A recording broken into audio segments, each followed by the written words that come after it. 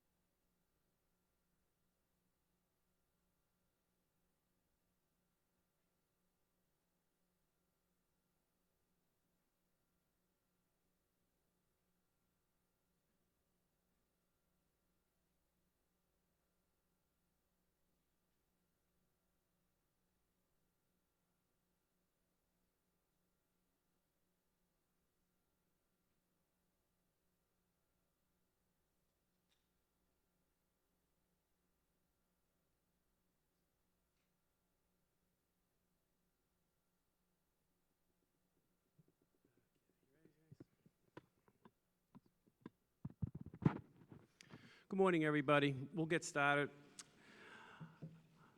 My name is Paul Nazzaro. I'm the National Biodiesel Board's Petroleum Liaison. I've served in this capacity for 21 years, and as I say, year over year, when it comes time to pull together business sessions that relate to the petroleum world and how they interface with the biodiesel world, we're never lost of things to discuss.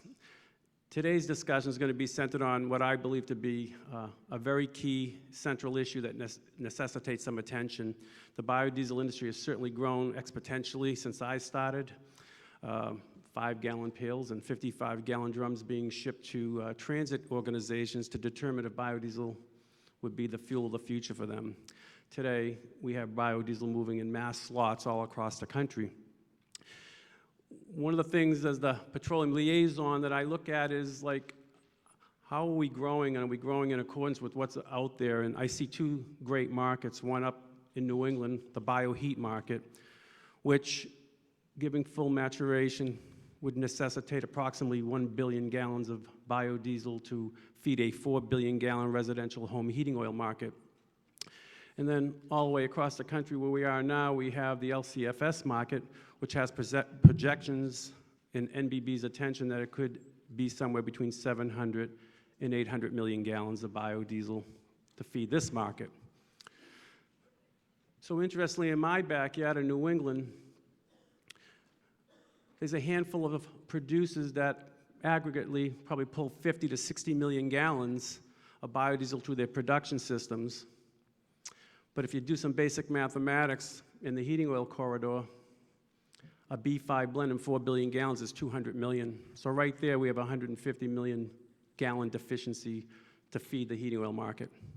And when they get to 20%, which the National Oil Heat Research Alliance is eager to do, you can do the basic math and you can see that would rail up to 1 billion gallons. So when you have deficiencies like that, and you can read wall maps, and you can see that the epicenter of production's in pads 2 and 3. Feedstocks are there, made sense, that's where the biodiesel production was put to work. But our growth seems to be exponentially on both coasts now. These are proven, well, one's a proven market, bioheat, and the other one is emerging. So we have to prepare for this. So this year, this wasn't the only thing we could have talked about, but this year I thought this was the only thing we need to talk about. Things are moving along, policy's gonna take its course of action, technical advancements will continue, Don will work on sustainability, Alan Weber, our economist, will work on feedstocks. All this stuff is really great stuff and it's all really happening, but there's a business side of biodiesel. And the business side of biodiesel means how do I get product to these coastlines ratably, competitively, and make the model work. So I set forth to bring together people that I thought could help shed some light on the subject. I don't think we're going to walk out of here with the master plan and the roadmap, but today's open, candid remarks is actually hopefully going to set the stage to have communication start, so people are aware that you need to figure out how to move product left and right. Of course, both these coasts are surrounded by water, so there's no shortfall of foreign biodiesel, whether it's the East Coast or the West Coast. So you have emerging the potentiality of a blender's tax credit moving to a production tax credit. And we sit on opposite sides of the table of how most people on the petroleum side would like it. Keep it the way it is. The producers need it this way. You want it that way. This is not going to be that discussion. This discussion is how do you get ready if we are moving into a production tax credit situation, and although foreign oil won't be dissipated, it will be not as in demand possibly, not as attractively valued possibly. So our domestic producers have to make some near-term plans on how they're going to move this product.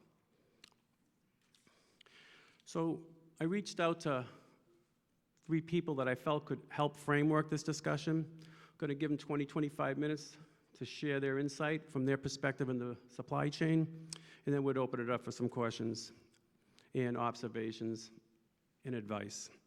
So what I'm going to do to expedite this is I'll introduce all 3 of them, and then we'll kick off. So over on my left, you're right, is David McCullough. David's a partner in Sutherland's New York office, where he counsels producers, refiners, commodity traders, and distributors on the physical movement and trade of energy commodities, particularly crude oil, petroleum products, and renewable fuels. His commodity trading practice extends from commercial transactions to policy analysis and from regulation to enforcement proceedings. He has significant experience in the implementation and enforcement of the Environmental Protection Agency's regulation of petroleum products, the U.S. Renewable Fuel Standards, state low-carbon fuel standard policies, state cap-and-trade programs, and the Jones Act. David counsels clients on shipping by rail and truck, including liability in the event of an accident. David graduated cum laude from Vermont Law School, serving as the environmental editor of the Vermont Law Review. On my right side here is Chris Kankousky. He's the Senior Business Director of Grain Products at Union Pacific Railroad. He is responsible for marketing, sales, and business development activities for the grain products within Union Pacific's agricultural business team, managing approximately $1.3 billion in annual revenue. Commodities under his responsibility include ethanol, soybean meal, oil feed, and the ingredients of biodiesel. Chris joined Union Pacific in 2002 and has served in a variety of roles within the operating chemicals and agricultural business teams, including 5 years in Houston, Texas, developing Union Pacific's crude by rail network. He has a Bachelor of Science and Master of Business Administration degrees from the University of Nebraska at Omaha. Chris and his wife, Michelle, have 2 children. And on my immediate left is Micheal Polselli, is the New England Regional Manager of Dana Transport Incorporated, home-based in Massachusetts, Upton, Massachusetts. He's responsible for the regional operations as well as business development. Under Michael's leadership, the Dana Company's business in New England has grown from one 25-truck terminal to 3 trucking terminals operating over 100 trucks, 2 rail yards totaling 35 acres of transloading infrastructure, and 2 interior tank wash facilities, including the only public food-grade kosher certified tank wash in New England. He graduated from Bryant University, Smithfield, Rhode Island, with a business administration degree. Michael and his wife, Kathy, have 3 grown children. I welcome all 3 of you people, you gentlemen, and looking forward to your remarks. David?